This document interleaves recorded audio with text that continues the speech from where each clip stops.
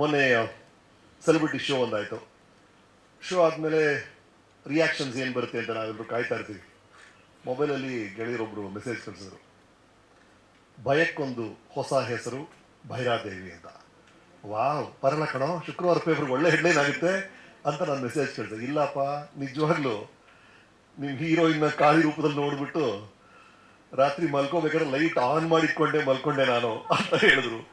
So ಎಲ್ಲೋ ಒಂದು ಕಡೆ ನಾವು ಹೊರಟಿದ್ದು ಸಾರ್ಥಕ ಆಗಿದೆ ಅನ್ಸುತ್ತೆ. ಮೊನ್ನೆ ಸೆಲೆಬ್ರಿಟಿ ಶೋ ಅಲ್ಲಿ ಸಿಕ್ಕಿದಂಥ ರಿಯಾಕ್ಷನ್ ನೋಡಿದಾಗ ಈ ಬೇಸ ಈ ಚಿತ್ರಕ್ಕೆ ಒಂದು ಹಾರರ್ ಭಯ, ಇನ್ನೊಂದು ಕಡೆ ಫ್ಯಾಮಿಲಿ, ಇದು ಬಹಳ ಮುಖ್ಯ ಆಗುತ್ತೆ. ನನಗೆ ಇಂಟ್ರೆಸ್ಟ್ ಬಂದಿದ್ದೆ ಎರಡನೇ ವಿಷಯ.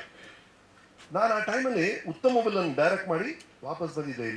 ಇಲ್ಲಿ ಎರಡು ಚಿತ್ರಗಳು ಡೈರೆಕ್ಷನ್ ಒಪ್ಕೊಂಡಿದ್ದೀನಿ, ತಮಿಳಲ್ಲಿ ಒಂದು ಚಿತ್ರ ಡೈರೆಕ್ಷನ್ ಒಪ್ಕೊಂಡಿದ್ದೀನಿ. ಆ ಟೈಮಲ್ಲಿ ಶ್ರೀಜಯ್ ಫೋನ್ ಮಾಡಿ, ಸರ್ ಒಂದು ರೋಲ್ ನೀವು ಮಾಡಬೇಕು ಅಂದರು. ನಾನು ಹೇಳಿದೆ, ಸರ್ ಈಗ ಆಗಲ್ಲ ಸರ್, ತುಂಬ ಕ್ಯಾಲೆಂಡರ್ ಟೈಟ್ ಇದೆ, ನನಗೆ ನೋ ಹೇಳೋಕ್ಕೆ ಇಷ್ಟ ಅಲ್ಲ, ಈಗಲೇ ಹೇಳ್ಬಿಡ್ತೀನಿ ಬೇಡ ಅಂತ.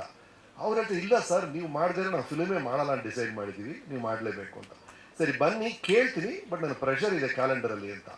ಕತೆ ಕೇಳಿದ ತಕ್ಷಣ ರೀ ಇಮಿಡಿಯೇಟ್ ನಾನು ಒಪ್ಕೊಂಡೆ. ಅದು ಕಾರಣ ಎರಡು. ಒಂದು, ಈ ಜಾನ್ರ್ ಇದೆಯಲ್ಲ ಹಾರರ್, ಆಪ್ತಮಿತ್ರ ನಾನು ಲಾಸ್ಟ್ ಮಾಡಿದ್ದು 20 ವರ್ಷಗಳಾಗ್ಬಿಟ್ಟಿದೆ, ಆ ಜಾನರೇ ನಾನು ಮುಟ್ಟಿಲ್ಲ. ಹಾಗಾಗಿ ಒಂದು ಹೊಸ ಫಿಲ್ಮ್ ಆಗುತ್ತೆ ಆ ಟೈಪಲ್ಲಿ ಅಂತ.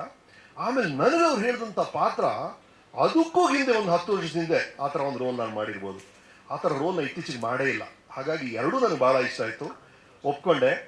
ಮೋರ್ ದನ್ ಎನಿಥಿಂಗ್ ಎಲ್ಸ್, ಮೂರನೇ ವಿಷಯ ಇದೆಯಲ್ಲ ಸರ್, ನಮಗೆ ಗೊತ್ತಿರುವಂಥ ಒಂದು ಪ್ರಪಂಚ ಇದೆ, ನಾವು ನಮ್ಮ ಹೆಂಡತಿ ನಮ್ಮ ಮಗು ಹ್ಯಾಪಿಯಾಗಿರ್ತೀವಿ, ಆ ಥರ ಕಥೆಯಲ್ಲಿ ಒಂದು ಭಾಗ ಇದೆ. ಇನ್ನೊಂದು ನಮಗೆ ಗೊತ್ತಿಲ್ಲದೆ ಇರೋ ಒಂದು ಪ್ರಪಂಚ ಇದೆ, ಈ ಅಘೋರಿಗಳು, ನನಗೆ ಗೊತ್ತೇ ಇಲ್ಲ ಅದೇನು ಅಂತ.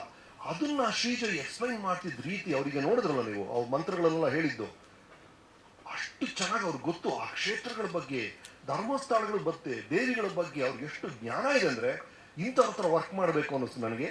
ಆ ಕಾರಣಕ್ಕಾಗಿ ಒಪ್ಕೊಂಡೆ. ಕೊನೆಗೆ ಮೊನ್ನೆ ಸಿನಿಮಾ ನೋಡಿದಾಗ ಐ ಫೀಲ್ ಬಹಳ ನೀಟಾಗಿ ಒಂದು ಫಿಲ್ಮ್ ಹಾರರ್ ಫ್ಯಾಮಿಲಿ ಸ್ಟೋರಿಯನ್ನ ಶ್ರೀಜಯ್ ಹೇಳಿದ್ದಾರೆ ಅಂತ. ಈಗ ಅನು ಹೇಳಿದ್ರಲ್ಲ, ಕಣ್ಣು ಮುಚ್ಕೊಂಡು ನೋಡ್ತಾರೆ ಅಂತ, ಅದು ಬ್ಯೂಟಿ. ಒಂದು ದೆವ್ವದ ಫಿಲ್ಮು, ದೆವ್ವದ ಕತೆ, ಅದನ್ನೊಂದು ನಮಗೊಂದು ಮಜಾ ಸಿಗುತ್ತೆ. ಅದು ನಮಗಾಗಬಾರ್ದು ಅಷ್ಟೇ, ಬೇರೆ ಯಾರಿಗಾದ್ರೂ ಓಕೆ ಅದು.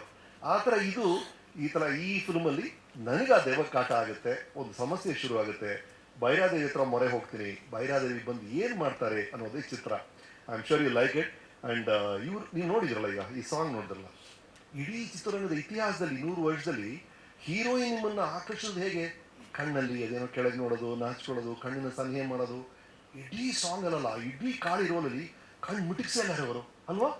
ನಾನು ಯಾವ ಹೀರೋಯಿನ್ ಈ ಥರ ನೋಡಿಲ್ಲ, ಕಣ್ಣು ಬ್ಲಿಂಕ್ ಮಾಡೋದೇ ಇಲ್ಲ ಅವರು ಇಡೀ ಆ ರೋಲಲ್ಲಿ ಫುಲ್ಲು. ಅಂಥ ಪವರ್ಫುಲ್ ರೋಲ್ ಬಹಳ ಅದ್ಭುತವಾಗಿ ಮಾಡಿದ್ದಾರೆ.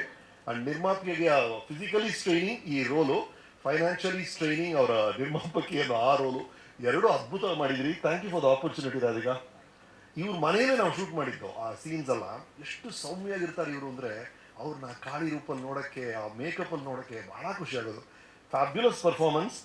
ಅನು ಬಂದು ಹೆಣ್ಮಕ್ಳಿಗೆ ಭಾಳ ಇಷ್ಟ ಆಗುವಂಥ ಪಾತ್ರ ಅದು. ಅಂದರೆ ಗಂಡ ಮಲಗಿದ ಮೇಲೆ ಈ ಮೊಬೈಲ್ ಯಾರು ಗಂಡನ ಮೆಸೇಜ್ ಕಳಿಸಿದ್ದಾರೆ ಅಂತ ನೋಡ್ತಿರಲ್ಲ, ಆ ಪಾತ್ರ ಮಾಡಿದ್ದಾರೆ ಅವರು. ಹಾಗಾಗಿ ಹೆಣ್ಮಕ್ಳಿಗೆ ಬಹಳ ಇಷ್ಟ ಆಗುತ್ತೆ ಅವ್ರ ರೋಲು. ನಾನು ಮಲ್ಕೊಂಡಿದ್ದ ನನ್ನ ಮೊಬೈಲ್ ಯಾರು ಮೆಸೇಜ್ ಕಳಿಸಿದ್ದಾರೆ ನನಗೆ ಅಂತ ನೋಡುವಂಥ ಕ್ಯಾರೆಕ್ಟರ್ ಮಾಡಿದ್ದಾರೆ.